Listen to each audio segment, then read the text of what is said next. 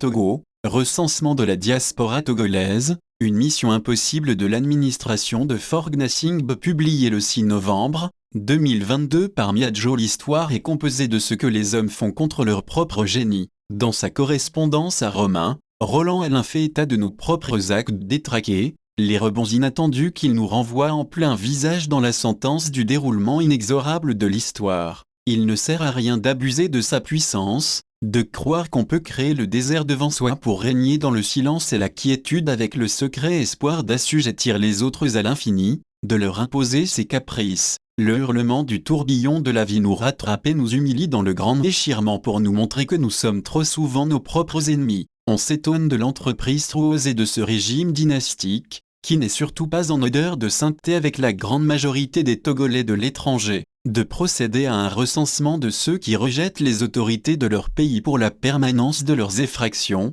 de leurs transgressions, de leur brutalité fauve, qui les ont jetés sur les routes de l'exil. Les grandes vagues forcées de l'expatriation au Togo datent des heurts et des crimes de masse à l'ère de l'ouverture démocratique et des élections fausses, accompagnées de confiscation du pouvoir par la violence aveugle. Le flux de la barbarie n'a jamais de décru au Togo, surtout à chaque consultation électorale, au point que le traumatisme des souvenirs obsédants éloigne nos compatriotes des autorités de la gouvernance, de tout ce qui porte leur griffe autant que toutes leurs initiatives. La dynastie togolaise use de tous les moyens pour priver la diaspora, qui est la première contributrice du soutien au développement, à nos banques, aux familles, du droit de vote depuis des décennies. Elle se permet, par les lois iniques, d'interdire à ceux qui, pour des raisons de facilité de résidence, optent pour la double nationalité, l'égalité des chances. Comment un régime peut-il se mettre à dos plus de 2 millions d'expatriés et leur demander de se rapprocher de lui pour un hypothétique recensement?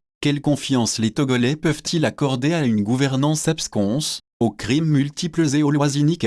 Les raisons de la distance de la diaspora. Il y a essentiellement deux problèmes majeurs qui font sombrer la gouvernance dans un ostracisme de ses propres administrés, de ses propres concitoyens, la justice et la liberté. Sur ces deux leviers de la notoriété et de l'éthique politique, le régime togolais est cruellement absent. Quand la répression sauvage est le seul réflexe d'excellence dont dispose un pouvoir qui s'illusionne que l'autoritarisme fait l'autorité, il perd fatalement la main sur les citoyens en meublant son imaginaire de les avoir sous contrôle. Les injustices, les iniquités d'un pouvoir concentré entre les mains d'un seul régime, d'une oligarchie militaro-clanique, ne requièrent jamais l'assentiment populaire et l'accompagnement citoyen. En outre, là où les libertés individuelles, collectives, institutionnelles et constitutionnelles sont brisées par effraction morbide d'une gouvernance malade d'elle-même, de ses méthodes désuètes et ordurières, le dédain grandit et s'étend dans le cœur des citoyens qui prennent beaucoup de précautions pour ne pas avoir en face de ceux qu'ils considèrent comme des illégitimes,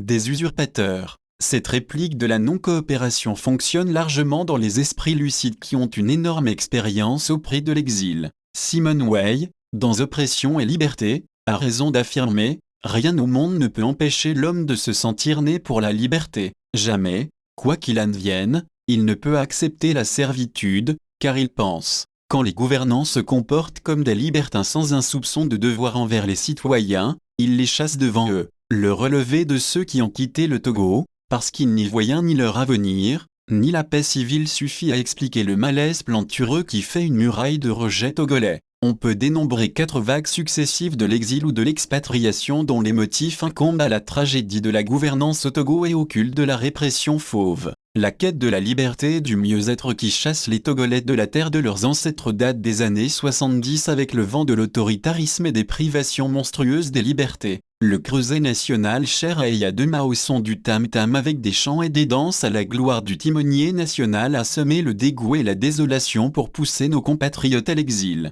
La seconde vague de l'expatriation massive des Togolais se situe dans les années 80 où la dictature a pris ses racines sur tout le pays avec une scission nette et institutionnelle entre le nord et le sud, qui prive les Togolais de l'égalité des chances. La troisième vague des exilés togolais, la plus importante, est issue des crimes politiques, des crimes de masse, des disparitions forcées connues qui ont installé la peur sur le Togo dans les années 90 avec les heures de l'ouverture démocratique, les crimes électoraux, la grève générale. La dernière vague résulte des crimes de masse de 2005 avec 1 millier de morts pour installer Faure Gnassingbé au pouvoir. Mais la saignée continue par les demandes des Togolais dans les ambassades et consulats étrangers, parce que ce pays tue les vocations, les rêves et l'avenir de notre jeunesse. Les Togolais continuent d'être frileux face à l'esprit qui préside la gouvernance et l'événement qui a scellé la désespérance de nos concitoyens où qu'ils se trouvent. C'est précisément le fiasco organisé par l'État togolais dans un simulacre de commission vérité, justice et réconciliation inutilement dispendieux, médiatiquement tapageur pour un gros zéro. Lorsqu'un peuple connaît de vrais moments troublants de son histoire et que les principaux acteurs des crimes se parent d'un parapluie atomique de l'impunité dans des artifices vils, le gouffre de l'hécatombe atteint des proportions du chaos dont jamais le pays ne se relève. Il n'est pas imaginable qu'après ce que ce régime appelle vérité, justice et réconciliation, les Togolais de l'étranger puissent harceler Forg Nasingbe de révolte noire partout dans le monde lors de ses déplacements en France, au Canada, aux États-Unis, au point que les services de sécurité lui trouvent des issues de dérobées pour lui éviter la rage de la diaspora. Le bouillonnement patriotique qui conteste diamétralement ce régime n'est pas seulement de l'extérieur. La coalition des 14 partis politiques, ces 14, atteste, dans l'ampleur de ces manifestations, le relais 10x10 d'une rupture béante de digue entre les populations togolaises et les libertins de la gouvernance. Les chevaux du passif des tragédies institutionnalisées et cruelles et jamais soldées,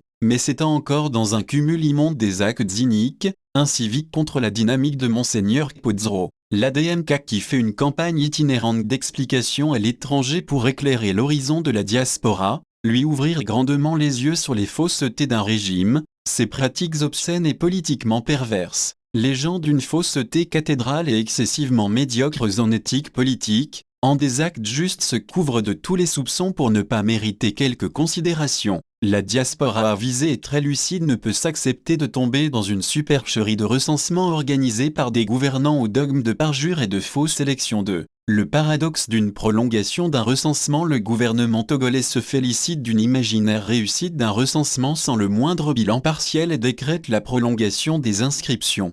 Dans chaque Togolais franc avec lui-même et avec ce pays qui est le nôtre, la gouvernance des revers est une pure réalité du moment où l'accompagnement populaire des choix et décisions du pouvoir de transgression, du mépris, du parjure et de la violence est un désert criard. Il n'est pas possible de renverser tout un pays dans le supplice du manque, dans une absence de l'éthique politique, de la morale publique et de la justice avec un voile de terrorisme électoral pour mériter la confiance des citoyens. L'adversité populaire contre un règne forcé aux abus inextinguibles est éclatante et pérenne, quand rien n'est fait pour exorciser les rancœurs, les traumatismes de crimes faciles qui peuplent l'histoire récente de la République en rebut. Les Togolais de l'étranger ont un cumul de la double expérience, celle de leur pays d'origine et celle de l'exaspération. Pour appréhender mieux le fonctionnement du gouvernement togolais et se permettre des répondances appropriées à tous les camouflages, à toutes les supercheries de ceux qui ne tarissent jamais d'initiatives sombres, teintées d'arrière-pensée. Les dernières nouvelles du pays sur ce qu'ils nomment le kidnapping de leurs revenus au pays, parce qu'ils ne sont pas tendres avec la gouvernance,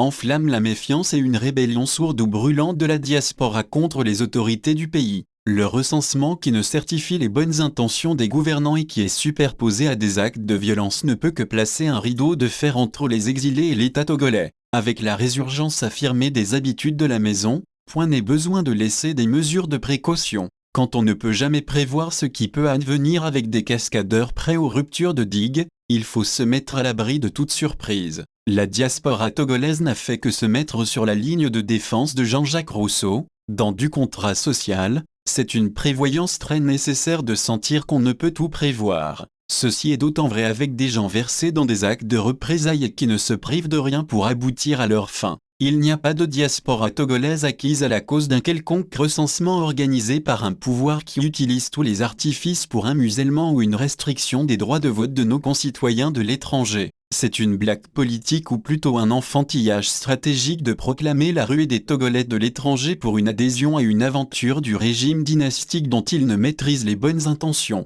Plutôt le fiasco de cette entreprise osée dans un contexte politique exécrable s'entend et cette défense en dentelle de réussite de l'opération du recensement fait sourire le monde. Les expatriés sont très distants par rapport à ce filet de moutons dressé à eux, au nom d'un recensement après la présidentielle et leur flair sur les puanteurs des pratiques de l'État du Togo ne libère aucune volonté de leur part pour se livrer à des gens dont ils n'ont un micron de confiance. La vigilance et l'éveil permanent des Togolais de l'étranger ne sont en rien comparables à l'ignorance ou au besoin du noble pour acquiescer, approuver une aventure ambiguë comme on le voit souvent chez le petit peuple de notre République en vrac. Le recensement de la diaspora résonne comme une faillite, parce qu'il n'y a aucune raison sur le plan politique au regard du contexte national et du visage bien connu de la gouvernance que le jeu du hasard prospère dans le programme sécuritaire de chaque Togolais, et plus particulièrement, ceux de la diaspora, d'Ossavi.